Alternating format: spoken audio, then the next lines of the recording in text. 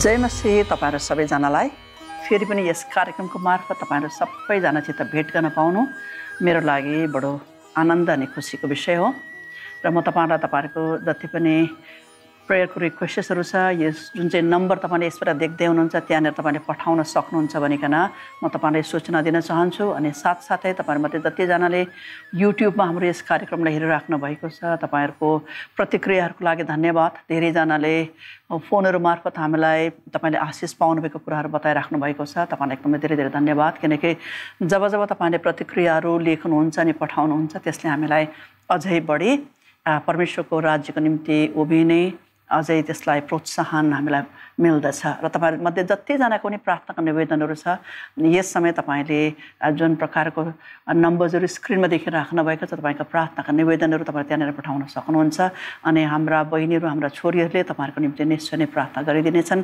अनि सँगसँगै साधुजीले पनि तपाईको निम्ति प्रार्थना गरिदिनु हुनेछ र फेरि पनि तपाईलाई सम्झना दिलाउन चाहन्छु कि साधुजीको निम्ति उहाँको सेवकाईको निम्ति लगातार प्रार्थना गरिदिनुस् शक्तिशाली सेवकाई परमेश्वरले उहाँलाई दिनु भएको छ त्यसैकारणले गर्दाखेरि उहाँको विरुद्धमा उठ्ने थुप्रै अन्धकारका शक्तिहरु पनि छन् तर परमेश्वरले आफ्नो दासलाई हर कुराहरुमाथि प्रभुत्व अनि विजय दिँदै उहाँको राज्यको महिमाको लागि सामर्थ्य रूपमा चलाउन भनिकन उहाँको निम्ति निरन्तर प्रार्थना गरिदिनुहोस् त आउनुहोस् हामी फेरि पनि आजको दिन परमेश्वरको वचनबाट के हेर्न लागेका छौं र जसै मैले धर्मशास्त्र बाइबललाई यसो पल्टाउँदै थिएँ अनि म सुसमाचारहरुको पुस्तकमा मैले मत्ती मर्कुस लुका अनि यसो यूहन्नालाई मैले पल्टाउँदै गर्दा के वचन पढ्ने भनिकन सोच्दै गर्दाखेरि मेरो ध्यान चाहिँ यूहन्नाको पुस्तकमा पर्यो अनि यूहन्ना रचित सुसमाचारमा मैले यसो हेर्दै गएँ अनि हेर्दै गर्दाखेरि मैले मत्तीको पुस्तक मर्कुसको पुस्तक अनि लुकाको पुस्तक भन्दाखेरि त्यो सुसमाचार भन्दाखेरि यूहन्नाको सुसमाचार चाहिँ अलिकति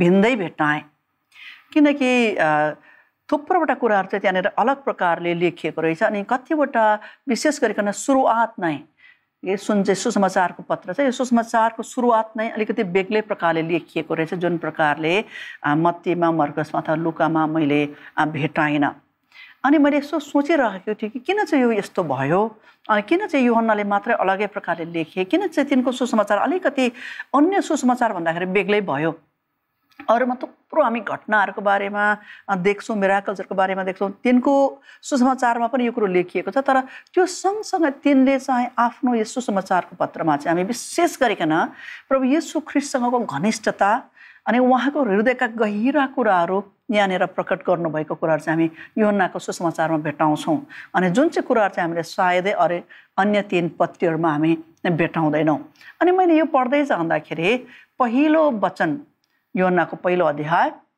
अनि पहिलो वचन आदिमा वचन थियो अनि वचन परमेश्वरसँग हुनुहुन्थ्यो अनि वचन परमेश्वर नै हुनुहुन्थ्यो भन्ने यो जुन चाहिँ पद छ यो पदलाई मैले पढेँ अनि मलाई अचम्म लाग्यो कि यो वचन भन्ने शब्दबाट यो सुसमाचार सुरु भएको छ अनि यसलाई यसो हेर्दै गर्दाखेरि मलाई यो धेरै नै भिन्दै लाग्यो अनि वचन परमेश्वरसँग थियो अनि वचन परमेश्वर नै हुनुहुन्थ्यो आदिमा उहाँ परमेश्वरसँग हुनुहुन्थ्यो र सबै थोक उहाँबाट हुन आए भन्ने कुराहरू सबै थोक उहाँबाट हुन आए अनि यूहन्ना रचित सुसमाचारको पहिलो अध्यायको 14 पदमा बडो मजाको कुरा के लेखेको छ भनेदेखि वचन देहधारी भइकन हाम्रो बीचमा वास गर्नलाई आउनुभयो अनि हामीले उहाँको महिमा चाहिँ पिताको एक्लो पुत्रको महिमाको रूपमा देख्यौं भनिकन वचनले भनेको छ अथवा त्यहाँनेर वचन थियो अनि वचन चाहिँ देह धारण गर्ने कुराको रूपमा हामी आइपुगेको देख्छौं वचन देह धारण गर्न अथवा परमेश्वर स्वयं देहधारी भइकन मानवको चोला लिकन मानव अवतार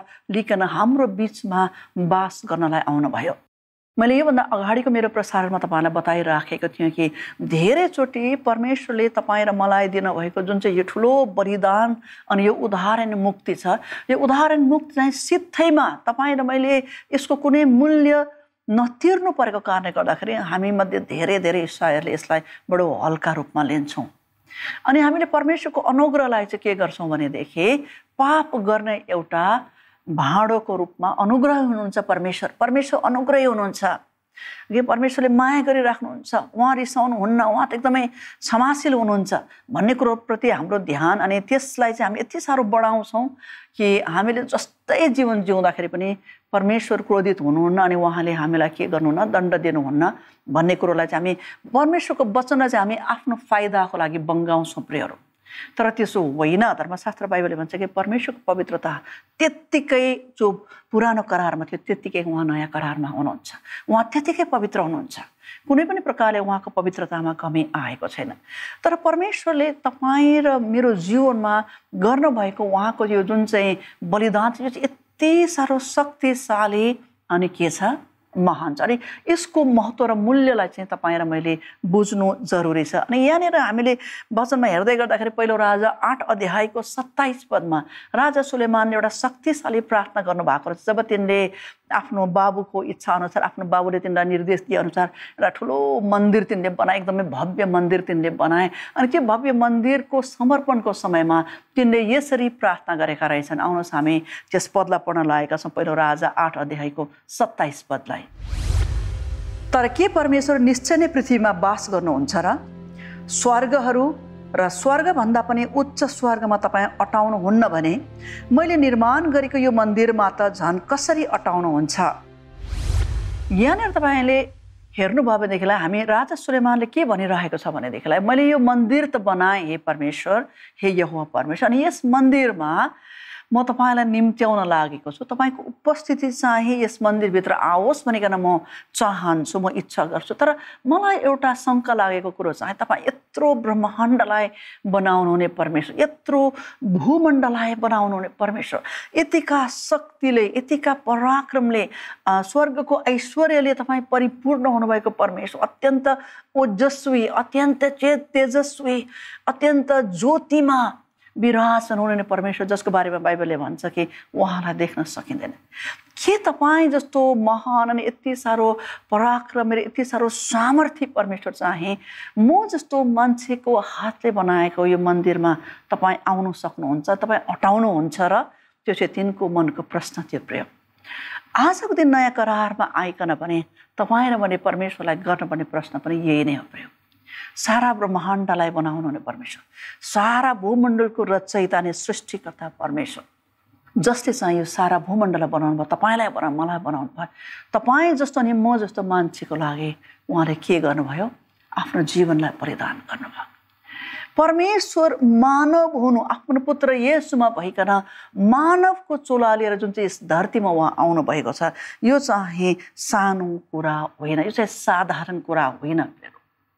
यो चाहिँ एउटा साधारण तपाईँ र मैले एकदमै यसलाई हल्कामा लिएको कुरै होइन प्रिय।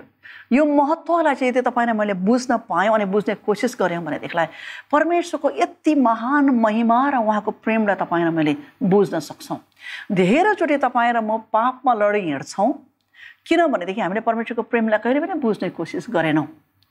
किनकि सबै कुरो सित्थैमा आयो नि त, उद्धार सित्थैमा आयो, मुक्ति सित्थैमा आयो, परिश्रम गर्नु परेन। हामीले अन्य धर्मावलम्बी हाम्रा कतिजना प्रियहरूलाई देख्छौँ कि उनीहरूले यति साह्रो दुःख गर्छन् उद्धारको लागि, मुक्ति पाउनको लागि, मृत्यु पछाडि स्वर्गमा पुग्नको लागि, ब्रह्मासित एकाकार हुनको लागि उनीहरूको कोसिस यति साह्रो छ अनि यति साह्रो उनीहरूले प्रयत्न गरी पठाउँछन्। मैले धेरै चोटि चाहिँ यस विशेष गरिकन जैन धर्मावलम्बीहरूको कतिवटा भिडियोलाई मैले हेरेको छु अनि मलाई बडो अचम्म लाग्छ कि उनीहरूले जसै त्यो दीक्षालाई ग्रहण गर्छन्, जसै उनीहरूले यस धर्मलाई अपनाउँछन् अनि उनीहरू अब यो धर्मलाई पुरा रूपमा म पालन गर्छु भनिकन उनीहरूले भन्छन्, उनीहरूले यति साह्रो आफ्नो शरीरलाई तकलिफ दिन्छन् अनि थुप्रो भाउजहरू, थुप्रो प्रमिसेसहरू छ उनीहरूले त्यहाँनिर गर्नुपर्ने, अथवा थुप्रो प्रतिज्ञाहरू छ उनीहरूले गर्नुपर्ने कि म चाहिँ के गर्दिनँ, ओछ्यानमा सुत्दिनँ, म चाहिँ सुविधाको ठाउँमा सुत्दिनँ, म चाहिँ यो गर्छु, म चाहिँ त्यो गर्छु, म चाहिँ एकदमै सानोभन्दा सानो जीव जन्तुहरू, सूक्ष्म सूक्ष्म ससाना किरा फटेङ्ग्राहरूलाई पनि कुल्चेर नमारौँ भनिकन म बडो होसियार हुन्छु। अनि त्यस्तै प्रकारले खानपानदेखि लिएर हरेक कुरोमा हामी उनीहरूले त्यहाँनिर कतिवटा परवेज गरेको कुराहरू हामी देख्छौँ, एकदमै परहेज गरेको कुराहरू अथवा बारेको कुराहरू, सबै कुरो नखाने, सबै सुख सुविधालाई उनीहरूले आफ्नो जीवनमा नअप्नाइरहेको कुराहरू देख्छौँ। किन? कोसिस चाहिँ किन भनेदेखिलाई मुक्ति उद्धारको लागि, मुक्ति र उद्धारको लागि, छुटकाराको लागि, मृत्यु पछाडि चाहिँ स्वर्गमा पुग्नको लागि। तर तपाईँ र मेरो जीवनमा नै जब परमेश्वरले यो महान बलिदान चाहिँ तपाईँ र मेरो जीवनमा गर्नुभयो, उहाँ आउनुभयो, उहाँले जुन प्रकारले मानव चोला लिनुभयो, यो मानव चोला लिएको कुरा त्यो चाहिँ साधारण कुरा होइन प्रिय। म तपाईँलाई आजको दिन उत्साह दिन चाहन्छु, आफ्नो घुँडामा जानुहोस् अनि प्रभुलाई भन्नुहोस्, प्रभु तपाईँले मेरो जीवनमा गर्नुभएको तपाईँको प्रेमको लागि धन्यवाद। किन चाहिँ मेरो जीवनमा मलाई यति साह्रो बेसी प्रेम गर्नुभयो, किन ममा के भेटाउनु भयो तपाईँले, मलाई भन्नुहोस्। अनि जब तपाईँले यो कुरो भन्नुहुन्छ, जब तपाईँ घुँडामा जानुहुन्छ, तपाईँको बाबु परमेश्वर पिताले तपाईँलाई गर्नुभएको प्रेमको कथा अनि त्यो घटना तपाईँलाई बताउन थाल्नुहुन्छ। प्रिय, जब प्रभु येशू ख्रीष्ट यस धरतीमा अवतरण हुनुभयो, उहाँ मानवको रूपमा उहाँ आउनुभयो अनि उहाँ जन्मिनु भयो। त्यसै कारणले गर्दाखेरि हामी देख्छौँ कि एउटै मात्र सुसमाचार उहाँको जन्मको लागि लेखिएन। मत्तीले लेखे, मर्कुसले लेखे, लुकाले लेखे अनि यूहन्ना लेखे। किन चारवटा सुसमाचार? कुरा त एउटै हो नि त, किन उनीहरू सबैले एउटै व्यक्तिको बारेमा लेखे, एउटै व्यक्तिको बारेमा उनीहरूले सङ्केत दिए, एउटै व्यक्तिले गर्नुभएको आश्चर्य कर्महरूको बारेमा उनीहरूले बखान गरे। त किन चारवटा सुसमाचार, किन एउटा मात्रै सुसमाचार छैन? तपाईँले कहिले प्रश्न गर्नुभएको छ यो कुरा?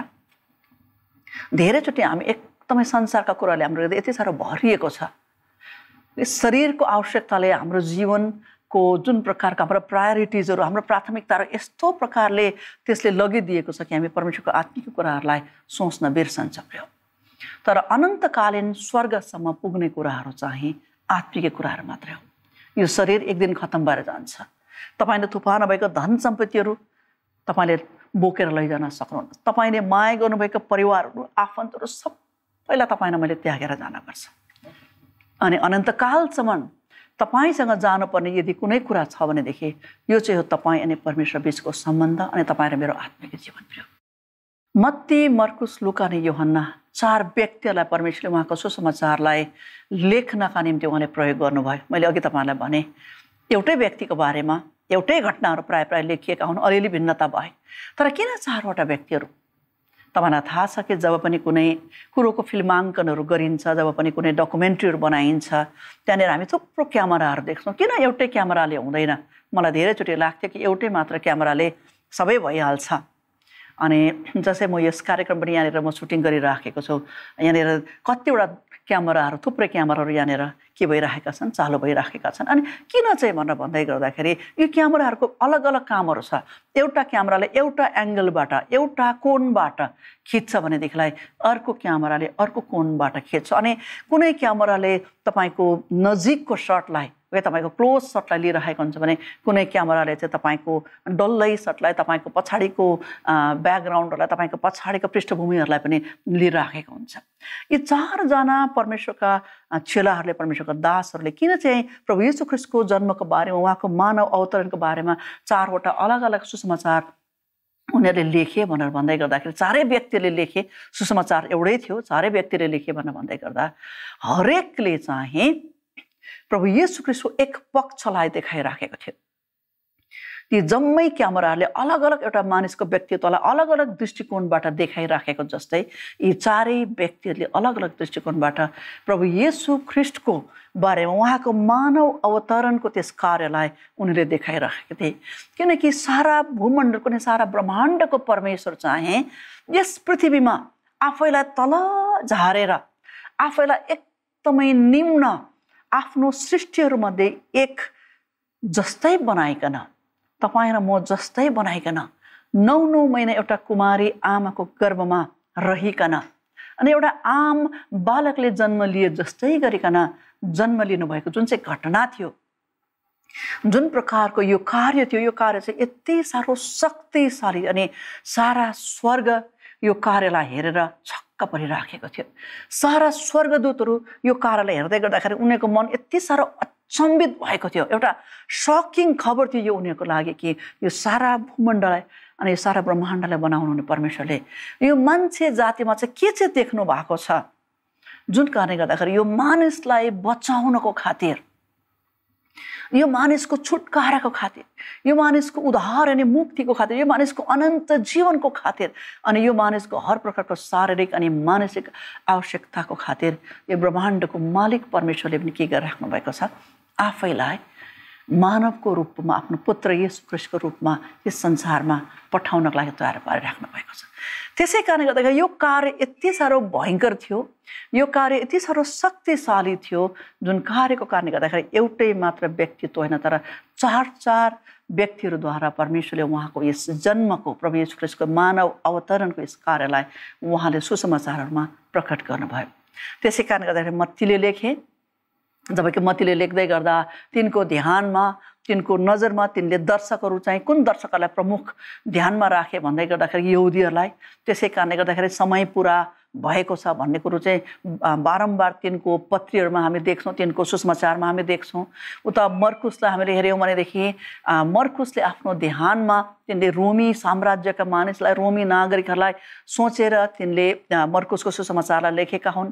अनि त्यस्तै प्रकारले लुकालाई हामीले हेर्दै गऱ्यौँ भनेदेखिलाई त्यस बेलाको एकदमै प्रचलित समय अनि समाज अनि मानिसहरू अनि बोली ग्रिक जुन चाहिँ समाज थियो, ग्रिकको समाज, ग्रिक बासिन्दाहरूलाई तिनको ध्यान थियो अनि तिनको नजर चाहिँ ग्रिकहरूतिर भएको कारणले गर्दाखेरि ग्रिकहरूकोलाई ध्यानमा राख्दै तिनले अनि सँगसँगै प्रभु येशू ख्रीष्टको मानव चोला उहाँ चाहिँ 100% मानिस नै भएर जन्मिनु भयो। उहाँले कुनै पनि प्रकारको ईश्वरत्वको अख्तियारलाई यस संसारमा आएर उहाँले चलाउनु भएन भनिकन प्रमाणित गर्दै हामी डाक्टर लुकाको पत्रीलाई देख्छौँ, सुसमाचारलाई हामी देख्छौँ भनेदेखि यूहन्नामा आइकन तपाईँ र मैले देख्दै गरेको कार्य चाहिँ के हो भनेदेखि तिनले चाहिँ यूहन्नाले चाहिँ एकदमै शक्तिशाली प्रभु येशू ख्रीष्टको व्यक्तिगत कुराहरू चाहिँ हामी के गर्छौँ त्यहाँनिर भइराखेको देख्छौँ। अनि यूहन्नाको सुसमाचारलाई तपाईँ र मैले हेर्दै गर्दा यूहन्ना को थिए अनि किन चाहिँ तिनको सुसमाचार चाहिँ अलिकति अरूभन्दा बेग्लै भयो अनि किन तिनले घरि आफ्नो पत्रमा आफ्नो सुसमाचारमा तिनले यीशुले प्रेम गर्नुहुने चेला भनिकन तिनले आफैलाई वर्णन गरेका छन्। अब यूहन्नाको बारेमा तिनको ब्याकग्राउन्ड भनेर भने तिनको पृष्ठभूमिलाई हामीले अलिकति हेर्यौँ भनेदेखि तिनी चाहिँ जब्दीका छोरा थिए भनिकन बाइबलले भन्छ। अनि जब्दीका 2 छोराहरू याकुब अनि यूहन्ना, अनि उनीहरूलाई चाहिँ प्रभु येशू ख्रीष्टले उनीहरूको एउटा नाम दिनुभएको थियो अनि उनीहरूलाई चाहिँ गर्जनको पुत्र पनि भनेर भनिन्थ्यो। अनि यी 2 छोराहरूको बारेमा जसले प्रभु येशू ख्रीष्टलाई चेला हुनका निम्ति पछ्याए हामी अर्को ठाउँ कहाँनिर भेट्छौँ भनेर भन्दै गर्दाखेरि लुकाको पुस्तक 9 अध्यायको 51 पददेखि तपाईँ र मैले हेऱ्यौँ भनेदेखि त्यहाँनिर हामी एउटा घटनालाई पाउँछौँ। अनि त्यस 9 अध्यायको 51 पददेखि हामीले पढ्दै गयौँ भने त्यहाँनिर के देखिएको छ भनेर भन्दै गर्दा प्रभु येशू ख्रीष्टको अब स्वर्गारोहण हुने समय नजिकै आइराखेको थियो भनिकन सुरु भएको छ। अनि त्यसपछिबाट अब उहाँको स्वर्गारोहणको समय नजिक आइराखेको कारणले गर्दाखेरि अब उहाँले यरुशलेमतिर जानका लागि आफ्नो मुहार फर्काउनु भयो अनि उहाँले यरुशलेमतिर जाने इच्छा गर्नुभयो भनेर भनिएको छ। अनि त्यस कारणले गर्दाखेरि जसै उहाँ अब यरुशलेमतिर उहाँ जान लाग्नु भएको थियो अनि बीच बाटामा पर्ने सामरियाको बाटो भएर उहाँहरू जान पर्दथ्यो। अनि त्यो समयमा गाडीहरू थिएनन् अनि त्यसले गर्दाखेरि पैदल यात्रा गर्नुपर्ने भएको कारणले गर्दाखेरि उहाँको निम्ति कतिवटा कुरोहरू तयार गर्न, उहाँको निम्ति कतिवटा कुरोहरूको आयोजना गर्न, बन्दोबस्त गर्न उहाँ अघि कतिजना चेलाहरू पठाइए, पठाए अनि सायद तीमध्ये यूहन्ना अनि याकुब पनि थिए। अनि हामी के देख्छौँ भन्दै गर्दाखेरि जसै उनीहरू सामरियामा त्यहाँनिर पुगेका छन्, सामरियामा भएका मानिसहरूले प्रभु येशू ख्रीष्ट अनि उहाँको झुण्डलाई सामरियामा बस्न होइन तर उनीहरूको इच्छा र उनीहरूको उद्देश्य चाहिँ उनीहरू चाहिँ अब यरुशलेमतिर जाँदै गरेका हुन् भनिकन जसै उनीहरूले थाहा पाए अनि उनीहरू त्यहाँनिर नठहर्ने एक प्रकारको एउटा निदोलाई जसै ती सामरियाका मानिसहरूले भेटाए, उनीहरूले के गरे भनेदेखिलाई उनीहरूले उहाँको निम्ति केही पनि गर्ने, केही प्रकारको बन्दोबस्त गर्ने, उहाँलाई त्यहाँनिर कोठाहरू दिने, ठाउँहरू दिने कुनै पनि प्रकारको इच्छा उनीहरूले जाहेर गरेनन्।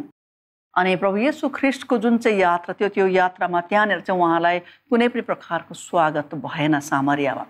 अनि सामरियामा भएका मानिसहरूको यो प्रकारको रुखो व्यवहारलाई देख्दै गर्दाखेरि हामी बाइबलमा के पढ्छौँ भनेदेखि यूहन्ना अनि याकुब अनि यूहन्ना यति साह्रो रिसाए कि उनीहरू एकदमै झोकिए अनि उनीहरूले प्रभु येशू ख्रीष्टलाई के भने भनेदेखिलाई, हे प्रभु, के तपाईँ हामीलाई अनुमति दिनुहुन्छ कि हामी यी मानिसहरूको निम्ति स्वर्गसँग प्रार्थना गरौँ अनि हामी स्वर्गमा प्रार्थना गरेर स्वर्गबाट आगो झरोस् अनि आगो झरेर यो सबै मानिसहरू खत्तम होस् भनिकन हामीले आदेश दिएको के तपाईँ चाहनुहुन्छ भनिकन हामी त्यहाँनिर याकुब अनि यूहन्नाले प्रभु येशू ख्रीष्टलाई सोधेको हामी देख्छौँ। अनि त्यस अघि हामीले पढ्दै गयौँ भनेदेखि बाइबलले के भन्छ भनेदेखि प्रभु येशू ख्रीष्टले उनीहरूलाई हप्काउनु भयो, है गाली गर्नुभयो अनि भन्नुभयो कि परमेश्वरको योजना चाहिँ यस्तो होइन, परमेश्वरले हरेकलाई माया गर्नुहुन्छ, चाहे उनीहरूको व्यवहार आजको दिन हामीप्रति राम्रो भएन भन्दैमा हामीले कुनै पनि प्रकारले बदलाको भावनाले यसरी कार्य गर्नु हुँदैन, किनकि परमेश्वरको योजना चाहिँ कोही पनि नाश नहोस् भन्ने हो।